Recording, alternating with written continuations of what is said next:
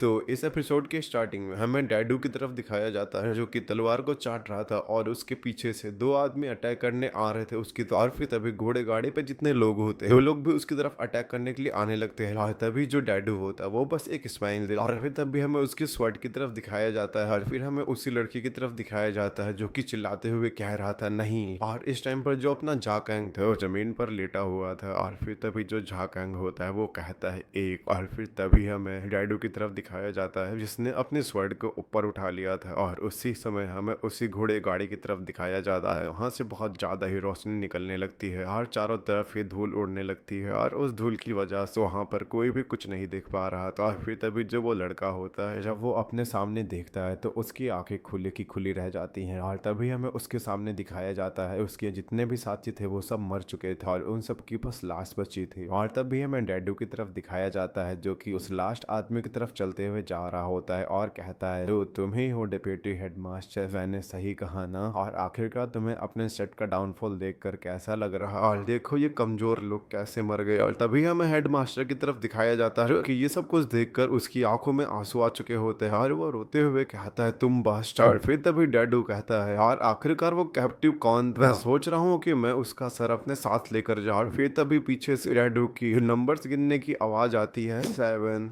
8, जो कि और कोई नहीं झाकैंग कह रहा था। और अब हमें झाकैंग की तरफ दिखाया जाता है जो कि खड़ा हो चुका था। फिर तभी डैडू उसकी तरफ देखते हुए कहता है क्या तुम अभी भी जिंदा हो? सही में तुम एक सख्त लड़के हो। और बट इस टाइम पर जो कैंग था वो उसकी एक भी बात को नहीं सुन रहा था, वो बस अपने नंबर्स को गिन रहा था। और जा कैंग कहता है नहीं। और फिर तभी जो डैडू होता है वो गुस्सा होते हुए कहता है आखिरकार तुम ये नंबर किस लिए गिन रहे हो? अब तभी जो जा कैंग होता है वो कहता है 10 और अब तुम मरोगे। और डैडू कहता है आखिरकार तुम कैसी बातें कर रहे हो, क्या तुम पागल हो गए हो? और फिर तभी हमें डैडू के पैरों की तरफ दिखाया जाता है और तभी अचानक से उसके पैरों के पास खून आ जाता है। और इस टाइम पर जो हेड मास्टर था वो भी हैरान था ये सब कुछ देखकर। और फिर हमें डैडू की तरफ दिखाया जाता है जिसके मुंह से खून निकल रहा होता है और वो कहता है क्या ये पॉइजन? और इतना कह के वो और ज्यादा खांसने लगता है और खून की उल्टियां करने लगता है। बट मुझे याद नहीं आ रहा ये तुमने कैसे किया और तुम लोग तो मुझे स्क्रैच भी नहीं कर पाए हो। तो आखिरकार ये सब कुछ कैसे हो रहा है? झाकैंग अपनी मुट्ठी को आगे करते हुए कहता है क्या तुमने इसे नहीं चाटा था? डैडू कहता है क्या पॉइजन इसके हाथों में था और ये कह रहा है कि मैंने उसे खा लिया? नो वे, ऐसा हो ही नहीं सकता। और फिर वो याद करता है जब उसने झाकैंग के ऊपर अपने स्वर्ड से अटैक किया था और तब उस समय मैंने अपने स्वर्ड को चाटा था। और ये कहकर खांसते हुए वहीं पर लेट जाता है। और तभी झाकैंग कहता है मैंने नोटिस किया था कि तुमने अपनी जबान से इस स्वर्ड को टेस्ट किया था और मैंने उस टाइम पर उस स्वर्ड में उस जहर को लगा दिया था। लड़के जो तुम्हारी टैक्टिक्स और ब्रेवरी है वो बहुत ज्यादा ही अच्छी है और अभी भी लेट नहीं हुआ है। और तुम इसके बारे में क्या सोचते हो? फियोना तुम भी जिडॉग सेक्ट को ज्वाइन कर लो और अगर तुम मुझे एंटीडोट दे देते हो इसका तो मैं तुम्हें रिकमेंड करूंगा खुद से। तभी झाकैंग कहता है हाँ हाँ हाँ, वो तुम ही हो जो कमजोरों को तुच्छ समझता है, लेकिन अब तुम अपनी जान बचाने के लिए भीख मांग रहे हो। तुम छोटे से आदमी और मैंने जिडॉग सेक्ट से अपना बदला लेने की कसम खाई है और मुझ पर तुम्हारी बातों का कोई भी असर नहीं होने वाला। और जिसे भीख मांगना चाहिए वो मैं नहीं हूँ, वो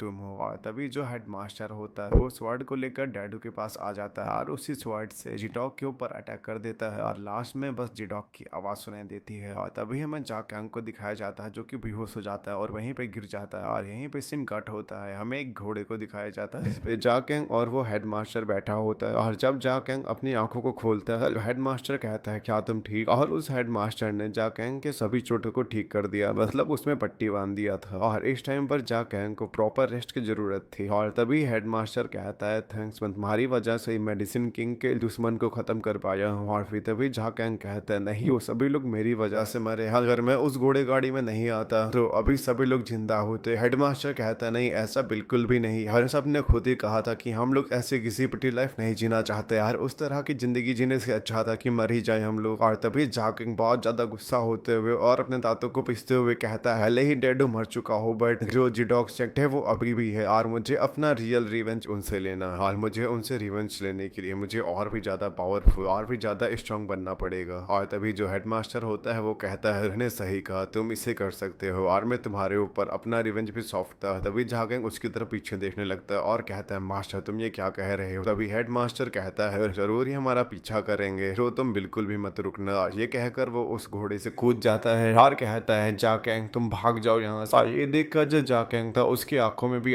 तो आ चुकी है। तभी उस हेडमास्टर की आंखें बंद हो जाती है और इस टाइम पर जो झाकेंग था वो बहुत ज़्यादा ही रो रहा था और कहता है मैं ये सब कुछ कभी भी नहीं भूलूंगा। मैं कसम खाता हूँ हेवन और अर्थ के गॉड की, मैं ये सब कुछ कभी भी नहीं भूलूंगा और मैं तब तक हार नहीं मानूंगा जब तक उनके सेट का एक भी आदमी जिंदा रहता है और जब तक कि उनके सेट का हर एक आदमी मर नहीं जाता तब तक कि मैं हार नहीं मानने वाला और उन सबको मार डालूंगा। और तभी यहीं पे सीन कट होता है और क्यों कहता है इस रस, और फिर हमें बहुत सारे लोगों को दिखाया जाता है जो कि कुछ देखकर कहते हैं ये नहीं हो सकता, ये इम्पॉसिबल है, रिकर यहाँ पर क्या हुआ है। और ये सभी लोग उन सभी मरे हुए लोगों को देखकर बोल रहे थे। यार फिर यहीं पे सीन कट हो जाता है और हमें एक बूढ़े आदमी को दिखाया जाता है, तुम सभी इडियट्स, आखिरकार तुम लोग उस हॉस्टेस को कैसे खो सकते हो और क्या तुमने ये नहीं कहा था जो उनका बॉस है वो वहीं पर है, तो आखिरकार ये सब कुछ कैसे हो सकता है। और तभी जब वो आदमी होता है वो अपना सा नीचे करते हुए कहता है जो बॉस था वो मर चुका है। और जब वो ये सुनता है वो कहता है क्या हम लोगों ने उनको पकड़ने में बहुत ज्यादा मेहनत की थी, क्या ये सब कुछ ऐसे ही खत्म हो जाएगा। और चाहे कुछ भी हो जाए उस बदमाश को किसी भी तरह के निकालो, चाहे वो कहीं भी छुपा हो और इसके बारे में स्टीम लॉर्ड को पता नहीं चलना चाहिए, चाहे कुछ भी हो जाए। हाँ तभी जो लॉर्ड होता है वो वहीं पे आ जाता है और कहता है नहीं ये बिल्कुल भी सही नहीं है। और तभी वो बूढ़ा आदमी कहता है स्टीम्ड लॉर्ड आखिरकार आप यहाँ पे क्या कर रहे हैं उस बैंकेट को छोड़कर। और तभी जुन कहता है ये सब कुछ मेरी पसंद का नहीं और कल सुबह होते ही मैं यहाँ से निकल जाऊंगा। फिर तभी बूढ़ा आदमी कहता है स्टीम्ड लॉर्ड ये सब कुछ ठीक हो जाए, बस आप मुझे थोड़ा सा टाइम दीजिए। फिर तभी जुन कहता है फेडरेशन के जितने भी फैक्शन होते हैं वो सभी लोग रिप्रेजेंट करते हैं एक बड़े बॉर्डर को, मतलब एक बड़े से पत्थर पर, और उस पत्थर का क्या ही काम है जो हल्के से ही दबाव से ही टूट जाता है। और जब इस तरह की चीज एक बार नहीं बार बार, और फिर तभी वो बूढ़ा आदमी चिल्लाते हुए कहता है लोग इस बार उसे किसी भी कॉस्ट में पकड़ लेंगे और हम लोगों को एक और चांस दीजिए अपने आप को प्रूव करने के लिए। और तभी जुन कहता है अगर ऐसा ही है तो फिर मैं तुम्हें एक फाइनल चांस देता हूँ और ये तुम्हारा फाइनल टेस्ट होगा, नहीं तो पॉइजन स्कूल का कोई भी फ्यूचर नहीं होगा। ये सुनकर जो बूढ़ा आदमी होता है वो भी घबरा जाता है और यहीं पे सीन कट होता है। जब वो बूढ़ा आदमी होता है और ज्यादा जल्दबाजी में कहीं जाते हुए दिखाया जाता है और फिर तभी वो एक दरवाजा खोलते हुए कहता है चीफ मैंग आखिरकार तुम कहाँ हो चीफ मैंग। फिर तभी हमें मैंग रियो को दिखाया जाता है जिससे इस टाइम पर बहुत ज्यादा ही पेन हो रहा होता है। और फिर वो बूढ़ा आदमी चीफ मैंग से कहता है जिस पर्सन ने तुम्हारे साथ ये किया है वो पॉइजन स्कूल रीजन से यहाँ से सक्सेसफुली बाहर जा चुका है। और फिर बहुत जोरों से नारे आने लाता है उसने। बूढ़ा आदमी कहता है तुम्हें उसे यहाँ लेकर आए थे और हमें कैसे ना कैसे करके उसे पकड़ना होगा और क्या उसे पकड़ने का कोई रास्ता नहीं है तुम्हारे पास। अभी मैंग्रियो कुछ कहने की कोशिश करता है, बूढ़ा आदमी भी उसकी बात को सुनने के लिए अपने कान को उसके पास लेकर जाता है। तभी मैंग्रियो उसके कानों में कुछ कहता है और यहीं पे सीन कट हो जाता है। और फिर तभी हमें कुछ हफ्तों के बाद एक जंगल का सीन दिखाया जाता है। वहीं पर एक खरगोश को दिखाया जाता है जो कि इधर उधर चल रहा था और जो झाकेंग था वो छुप करके इसी खरगोश को देख रहा था। और फिर यहीं पे सीन कट हो जाता है, हमें झाकेंग को दिखाया जाता है जो कि अपने मन में सोच रहा होता है आखिरकार कितने ही हफ्ते हो गए मुझे पॉइजन स्कूल रीजन से भागे हुए और भले ही मुझे कोई भी चोट नहीं आई, अभी जो मेरी रिकवरी थी वो बहुत जल्दी जल्दी हो रही थी। झाकेंग ने उस खरगोश को पकड़ लिया होता है और वहीं पर बैठकर उससे पका रहा होता है। दोबारा से कहता है जो मेरी इतनी फास्ट रिकवरी हुई है क्या ये उन्हीं एक्सपेरिमेंट का नतीजा है जिससे मैंने सहा था और मैं अब तक पॉइजन स्कूल के आदमियों से बचता रहा हूँ जो कि मेरा पीछा कर रहे थे, पर अगर मैं ऐसे ही चुपता रहा तो कुछ भी चेंज नहीं होगा और अब मेरा टाइम है और मुझे अपने मूव्स को चलना पड़ेगा। और फिर यहीं पर सीन कट होता है, हमें झाकेंग को दिखाया जाता है जो कि ट्रैवल करते हुए किसी जगह पर आ चुका था। और तभी झाकेंग कहता है चलो अच्छा है अभी तक मेरा किसी भी पॉइजन स्कूल के बंदे से इनकाउंटर नहीं हुआ और अब पहले मुझे क्या करना चाहिए, और शायद अब मुझे सबसे पहले पॉइजन स्कूल की इन्फॉर्मेशन को इकट्ठा करना चाहिए। और तभी हमें एक जगह का सीन दिखाया जाता है और उस जगह पर जो झाकेंग था वो भी आ चुका था और झाकेंग को देखकर जो वो लड़की होती है वो भी उसे वेलकम करती है और शायद ये एक रेस्टोरेंट है। और तभी जो झाकेंग होता है वो उस लेडी से कहता है आपसे किसी चीज के बारे में पूछना है, क्या यहाँ आसपास कोई फैमिली या कोई ऐसा घर है जिसे एक सर्वेंट की जरूरत हो, और जो मेरी फैमिली है वो बैंडिट के द्वारा लूटी जा चुकी है यार, मैं उन सबको ही खो चुका हूँ और अब मैं सिर्फ अकेला ही बचा हूँ और मैं काम करने के लिए एक जगह को ढूंढ रहा हूँ जिससे कि मैं अपना पेट भर सकूँ। और फिर तभी जो वो लेडी होती है वो कहती है तो तुम्हारे साथ बहुत बुरा हुआ और अगर तुम्हें काम चाहिए तब तो तुम्हें किसी अमीर घराने में जाना चाहिए और ये जो पूरा एरिया है चीफ यंग के लैंड में तो तुम्हें उनसे जाके मिलना चाहिए क्योंकि अनुमान में जो उसकी फैमिली सबसे ज्यादा पावरफुल फैमिली है। और फिर तभी जो झाकेंग होता है वो कहता है पॉइजन स्कूल के बारे में क्या ख्याल है। और तभी वहां पर जो एक आदमी बैठा हुआ होता है वो कहता है जो पॉइजन स्कूल है वो जगह तुम जैसे लोग के लिए बिल्कुल भी नहीं है और वहां पर इस समय बहुत ज्यादा ही शोर शराबा है। और तभी झाकेंग कहता है ऐसा क्यों, और जो ये वाला एपिसोड यहीं पे खत्म होता है।